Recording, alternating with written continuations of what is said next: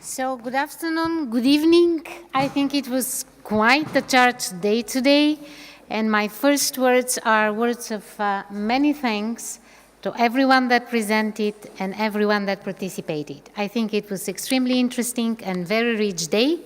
Some of you have made really a long way to come here from the other side of the world to really attend the first workshop, global workshop, that gathers the community, the global community on smart specialization.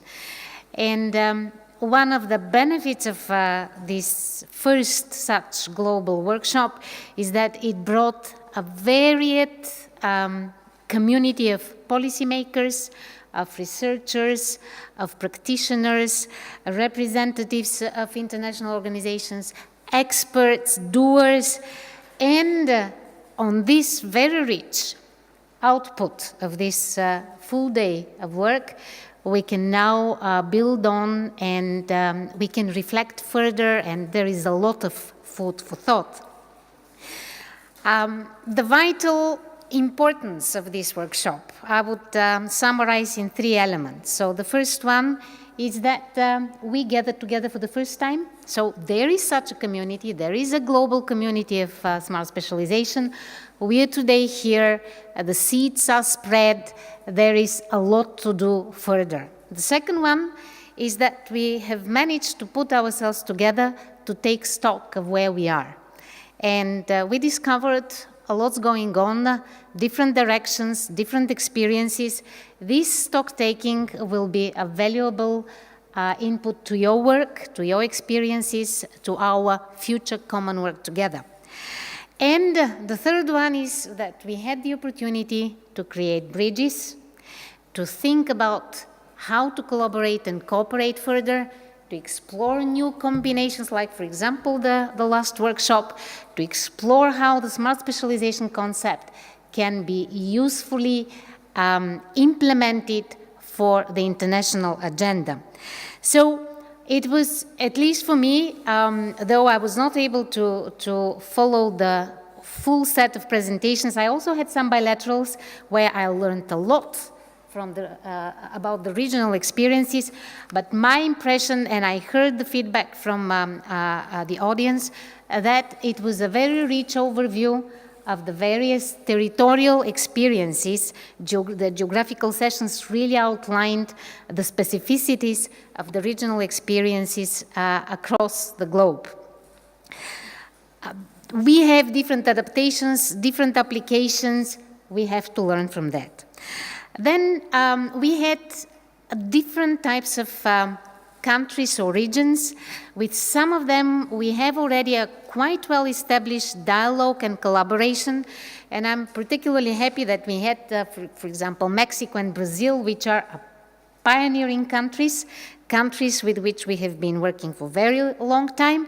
And one of the benefits of having these countries is that they are out of the design phase, and now they are having projects which will implement the smart specialization strategy. So the implementation side is extremely important.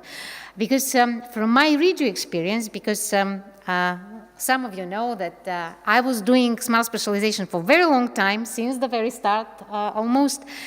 At the beginning on the side of Regio, on the policy DG, actually I know in the course of the concept implementation, it was a bit easier to go with a lot of enthusiasm in the design phase, in building up the strategies, but then the implementation sometimes was lagging behind. So the implementation phase is crucial, and we had some experiences from these 2 countries.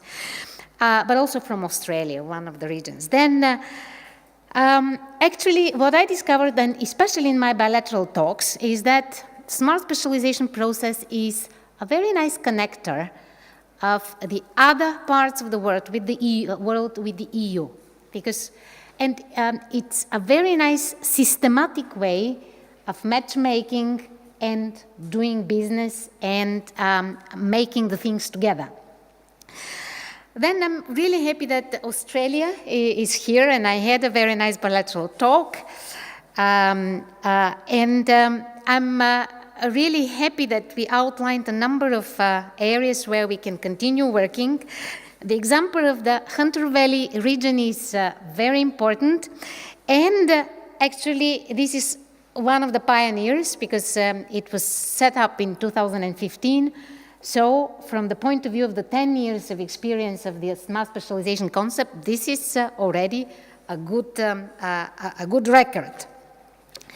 Then we have a number of countries that show increasing interest in this concept. We don't have a comprehensive agreement on smart specialization. There are some elements, like for example with China. There we have a good agreement with the smart specialization inside there. But also we have increasing interest from countries like India, Thailand, the African states, and we heard a lot in the last sessions as of what we can do for Africa. And I have to say, because there was also there are also a lot of questions of how to adapt, how to make it a workable solution. And I think that one of the most important signs of commitment of Europe was the last State of the Union address of the President of the European Commission, Mr. Juncker, on the 12th of September, when, and one of his key messages was that we have to work together with Africa, and all our work, including on smart specialization, will enter into this new alliance for sustainable investment and jobs between Europe and Africa. I think this is the highest possible commitment that you can get. Now, the smart specialization and the SDGs. That is a topic that I liked very much. In the Joint Research Center, we have a couple of cross-cutting projects. One of them is SDGs. And I actually like this idea because there was a lot of debate, very nice debate. I really enjoyed it.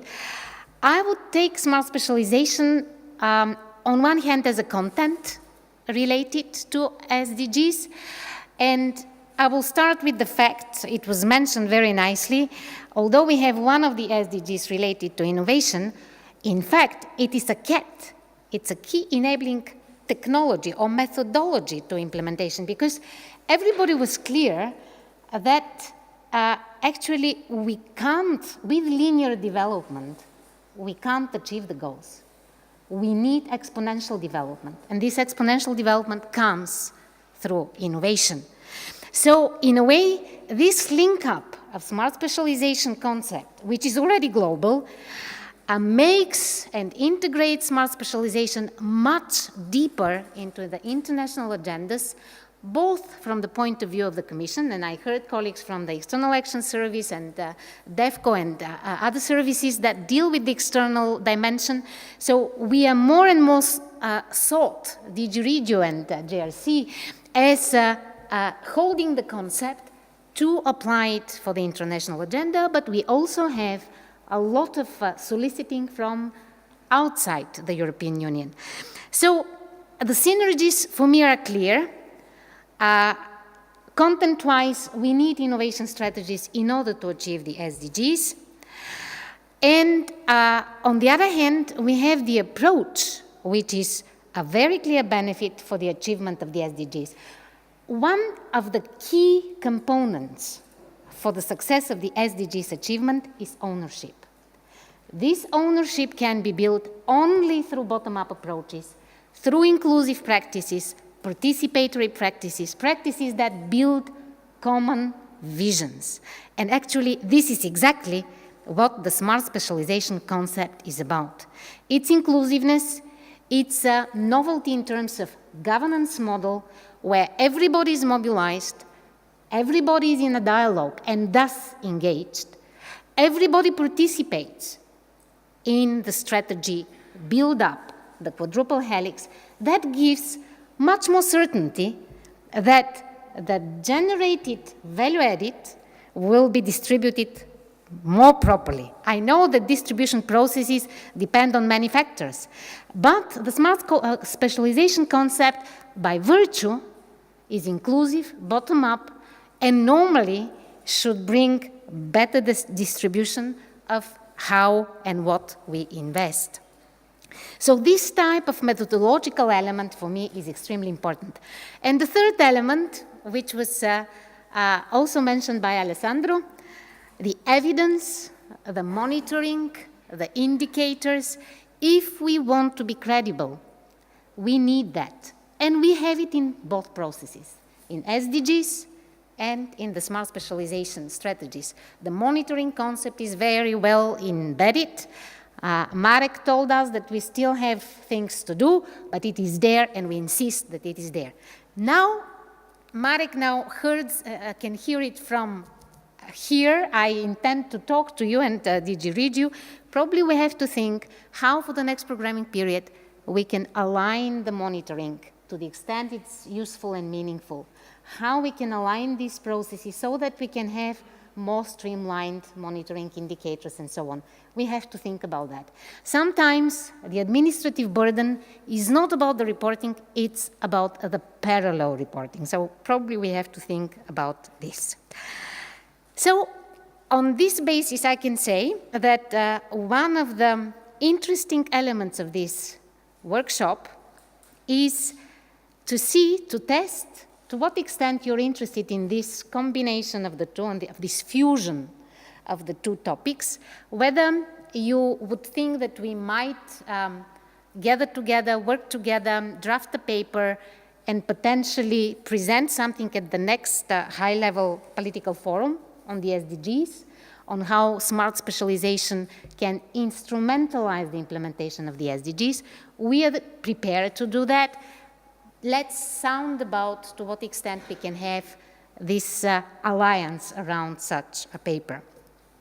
And probably to go back a bit on how innovation can support SDGs, it's not by accident that at the July high-level political forum on SDGs, one of the topics was which innovation technologies, which technologies actually contribute the most to the SDGs. It is already clear that without innovation, SDGs cannot be achieved. So, perspectives for the future.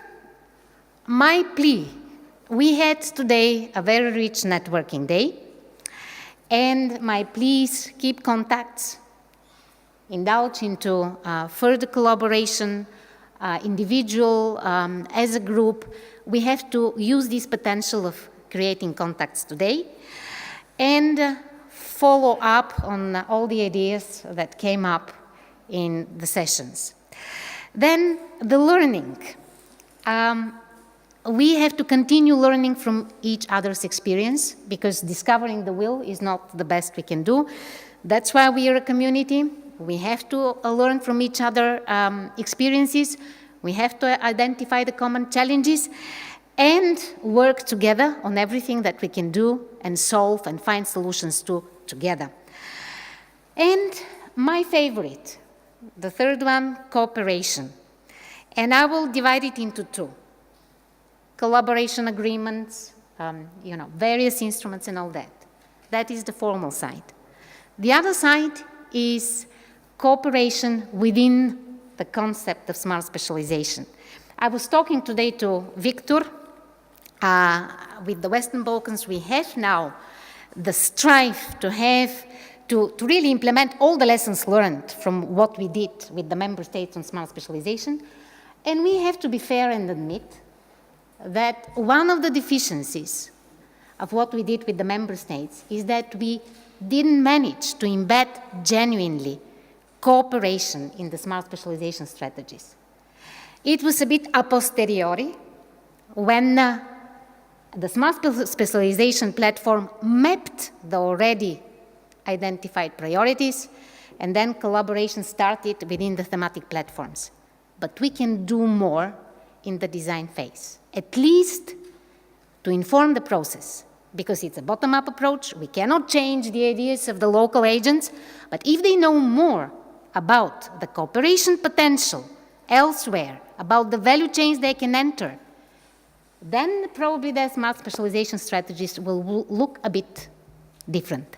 So, cooperation across the globe, thinking about how to create value chains, and this partnership and peering between regions, this element I personally like the most, because cooperation is the underlying piece, working together, achieving the utmost.